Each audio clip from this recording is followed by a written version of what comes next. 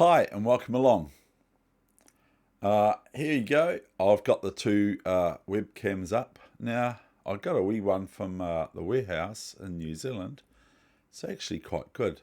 Only cost $70 or $70 I think, or 79, 80, 70. $70. Anyway, today I bring you a game that I've just played. It's the last game I've played, and I want to look at it and study it with you. Okay, so here we go. Let's have a look at this position here now. Okay, 1, 2, 3. Here we go.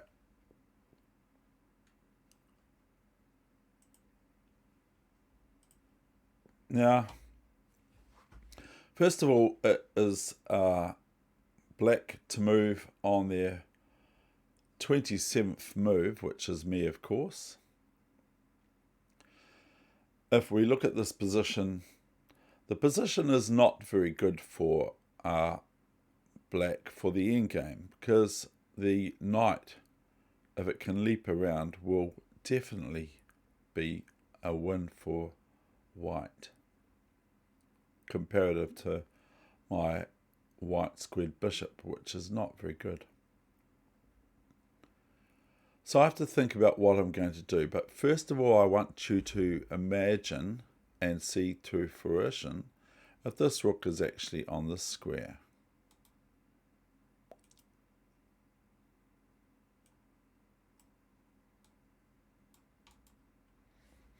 So what's your move if it's white's move now, if the rook's on f8? And I want you to see all the variations. And then I'm going to talk about this actual position. Because when I came up against this player in this hourly Super Blitz Arena tournament, which is 3 minute and no increments, 0 increments, I thought to myself, my opponent's rating is 22.69. My work is cut out for me. And speaking of cutting and all that sort of stuff, I just have come up with a new sort of idea in chess, is be like a wasp in chess, but also sometimes you just have to, what did I write? Squeeze the position like an orange. Squeeze the position like an orange. So sounds like something sort of like a special message to the allies or something like that. Squeeze the position like an orange is a code word or code words. Anyway, moving on. So if the rook's on f8, everyone can see the first move, I think. Okay. And that is, of course, knight g6 check. And after knight g6 check, the queen can capture on g6, the knight, or the pawn. So let's just say for the purposes of this analysis, we play queen g6. So what is your continuation to win very clearly for white next move is what?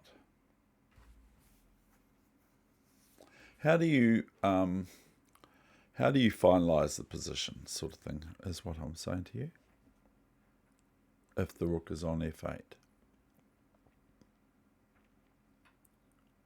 So we have knight g6, queen g6 in this matter.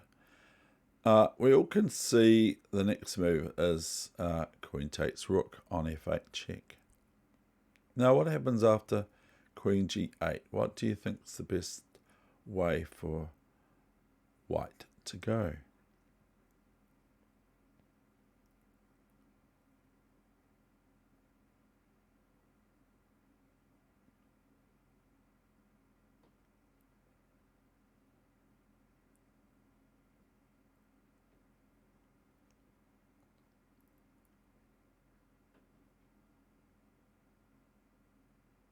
White has the following move: knight g6, queen g6, queen f8 check, queen g8. Now we have queen f6 check, and the only move is queen g7. And then we have what? What's the next move? We can all see this, can't we? Is we have queen f6 to d8 check, which actually attacks the bishop on g2. I mean on d7, sorry. I was thinking of g2 at the same time. So we have knight g6, queen g6, knight g6 check, queen g6, queen f8 check, queen g8, only move, queen f6 check, queen g7, only move, queen d8 check, queen g8, really only move, other than queen f8 is no good. Well, bishop e8 is no good because we just take the bishop on e8, and the rest is history. We also, if that would happen, if queen e8, queen g8, then we have queen e5 check, okay, and only queen g7 is possible. And then what's your next move? Is, of course, rook f8 checkmate, because the queen cannot capture on f8, because the queen is pinned to the defense of the king on h8. So after rook f8, knight g6, queen g6, queen f8 check, queen g8, queen f6 check, queen g7, queen d8 check. We have queen g8, and I hope you can see the next move, which threatens checkmate in one move, in a few ways, is the move rook to f8. Now forking the queen on, or skewering, or whatever the word is, rook f8, and the game is over. Even if bishop e6 to defend the queen on g8, with the rook and the queen attacking it, we have a simple move that's checkmate on the spot. Hope you can see it, which is, of course, queen f6 checkmate, as the king is now unable to do anything about check. No piece can go on the way, no piece can take the queen, and the king cannot move, so it's checkmate. So let's say the pawn takes this time. What happens now? Now this is a wee bit simpler, and we just have, of course, you see it, queen f8 takes the rook check, and then we can only go king h7, and then rook f7 is checkmate. So that's pretty cool, isn't it? Or it also wins the bishop on d7, but the game's over. So now we've got this position on move 27. It's black to move. Now, guess what I do? I play a little bit of a naughty move here, because my opponent is 2269 or thereabouts. I played h5, and we have queen e2, which is quite a good move because it just attacks h5, doesn't it? So I have to defend it or else move.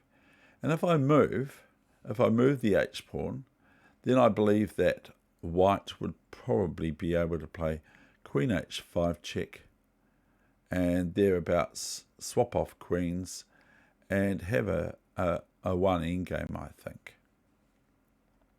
That's my opinion. So I played bishop g4, and here's queen c2. So here my opponent could probably sort of sense that I don't really think much more of my position than a draw. So I played bishop d7, and here's where my opponent went for the jugular and played queen c5, whereas If queen e2, I think that we would have a draw here. But my opponent doesn't want to draw with me because I'm 100 and what does that number say?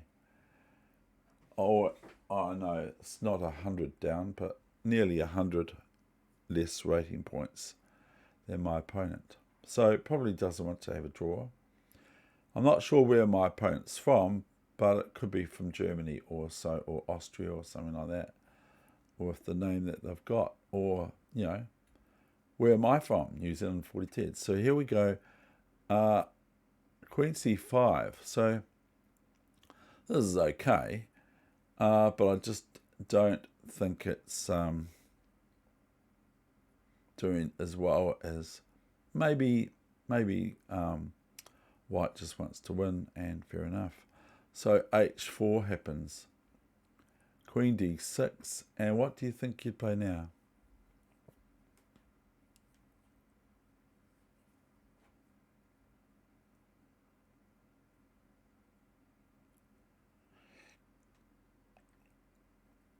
Here I played rook g7, queen f8. So do I now play rook g8 or king h7? What would you be wanting to play here? And maybe go for that draw again. Here my opponent was met with king h7. Now king h1, that's a pretty good move. So what do you do now?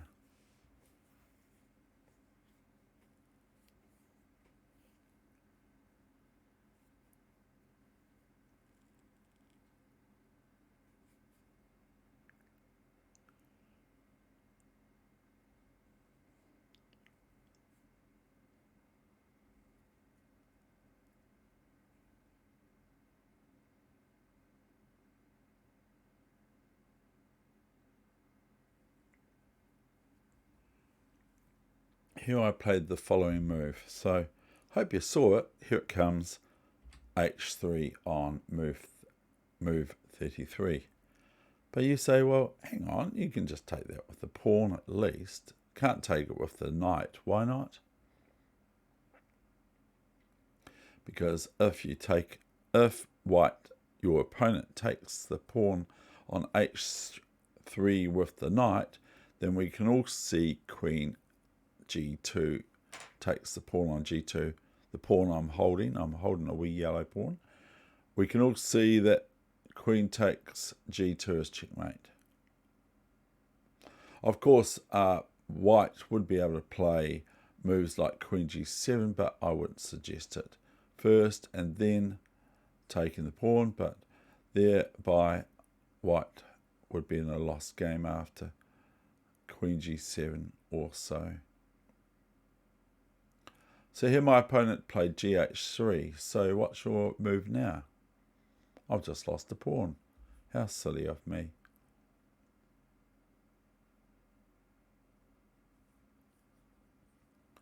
So if you do actually do puzzles, they will help your game one way or another. They really, really will. In fact, when I was in Dunedin, my great chess friend there, I said to him, which helped his game a wee bit, I said to him, come on, you're going to do 50 puzzles, 50 or so puzzles, and you're going to stick to the program. You're not allowed to change. You're not allowed to go slow or anything like that. I want you to do the puzzles in like 10 seconds each. So here, of course, you saw the move. Bishop h3. Now this now threatens the rook. But hang on, you say, but why don't I just take that bishop on h3? And here is the situation where white could play queen g7 check, and then knight takes h3 in this position, and maybe do okay because they're only playing me. But here my opponent panicked, played rook c1, and it's not far till the end. Bishop g2, although the game isn't over, but it's not far till the end. Bishop g2, king g1, because of course knight takes bishop is no good as queen g2 is checkmate.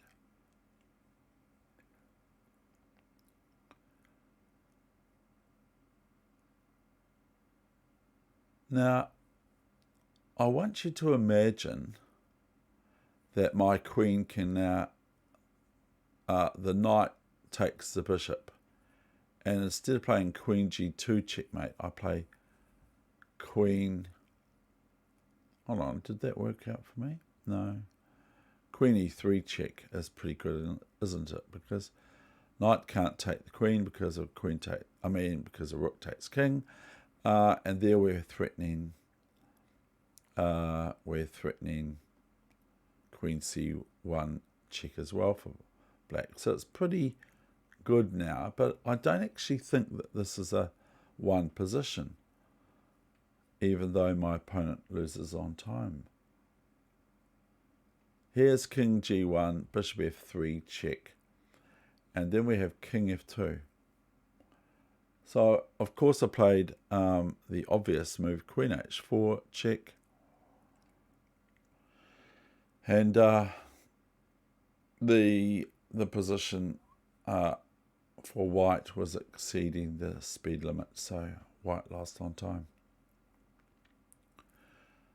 Here I'm just going to be playing queen h2, but then we have an interesting situation of queen and knight versus king on h7. Okay, so I hope you really enjoyed that, and I hope to see you soon, and thank you for visiting and tuning in, and all the best with your chess, no matter where it's at in the world. Wherever your chess is at, I hope it improves greatly, and I hope I've brought about a little bit of inspiration to being able to look ahead a little bit, even when it's just kind of fantasy lines. Okay, thank you for now, and bye for now, and I'll see you next time. As my one of my siblings says on the Muppet Show, that's David Wegener, over and out. So bye. Bye-bye.